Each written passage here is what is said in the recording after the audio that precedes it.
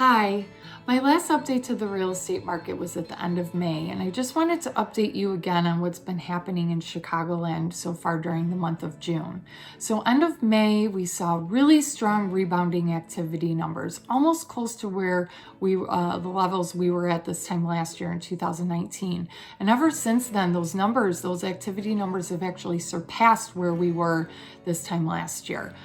You've probably heard me on social media saying how busy it is out there, how we need more inventory, which is definitely true.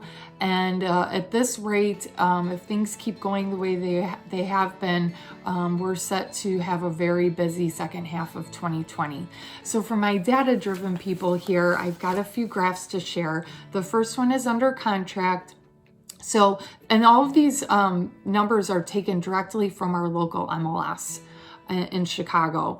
So the green bars represent 2019, the blue bars represent 2020. So as you can see, June 1st to June 8th, we are 22% above the numbers we were at this time last year. So as you can see, houses are definitely selling. The next graph is active versus temp off the market listings. So I've shown this graph before. The black numbers all the way to the right show temp off market numbers. So when COVID-19 hit, those numbers went really high because, sellers were uncertain. They didn't want people going through their houses, so they temporarily took their houses off the market. And that number has continually decreased over time.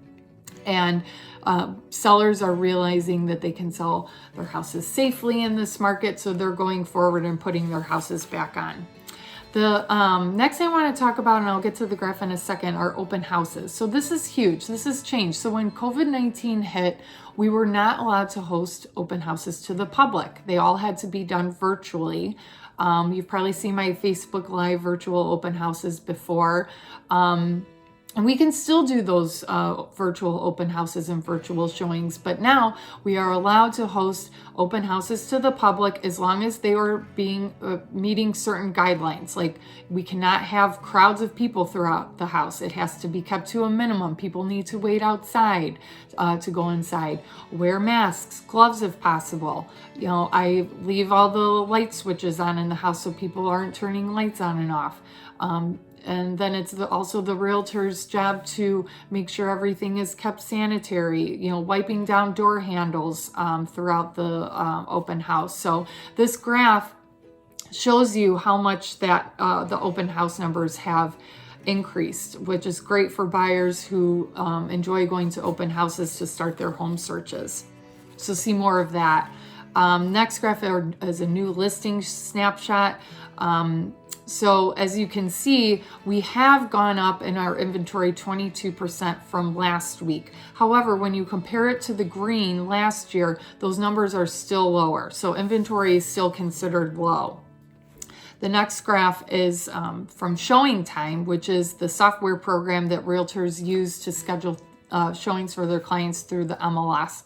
So the dark blue is 2019, and then orange is this year, 2020. And as you can see, in March when COVID-19 hit, those numbers went, plummeted really low. And ever since then, they've been continually rebounding up to now, June 7th, they were actually higher. Activity is higher than where we were at last year. So this brings me to my next point. You've heard it's a seller's market out there, especially here in Chicago and throughout several parts of the country. But what does that mean? You've heard buyer's market, seller's market. How do I know what market I'm in?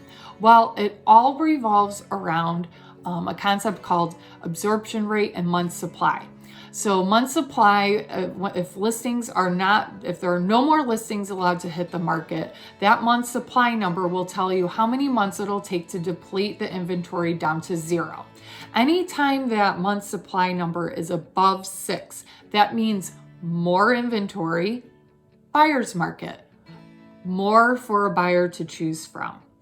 A 5 to 6 month supply can be considered kind of a stable market environment. And then anything below 5 is considered a seller's market. Less inventory, less to choose from, less competition, seller's market. So I pulled Wheaton, and if you live in an area where, you're curious of where you're at, if you're in a buyer's market, seller's market, just reach out to me. I'll pull those numbers for you gladly. So in Wheaton, the number is 5.72, as you can see from this graph. And it also shows you the list to sales price ratio. So houses are selling just under 98% of asking price. And these numbers are so important to know when you're listing your house. You need to know if you have a lot of competition, less competition. You need to know where houses are selling at. It's all important information to know. And then the next graph brought in the search to DuPage County, western suburbs. So you can see that number is even lower, just under 3. That's a very strong seller's market in DuPage County as a whole. And the last graph is the area market survey. This is another, I just pulled this for Wheaton in the past 6 months. This is more really important information for you to know if you're going to be listing your house. It helps strategize where you should be at as far as pricing goes. So let's say you're on the fence, you're somewhere between the $300,000 and $400,000 mark for selling your house. And you look at the activity, you can see in Wheaton, there were 53 houses in the past 6 months that sold between $300,000 and $350,000. Now, let's say you were thinking, well, I want to be at $365,000. Well, only 38 houses have sold during that in that price range. So maybe it's a better strategy to price your house where the most houses are selling.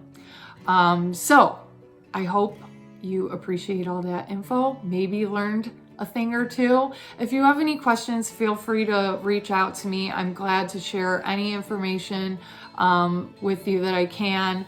You can reach me at 773-580-5840, and I hope to hear from you, and I hope you have a great day. Thanks.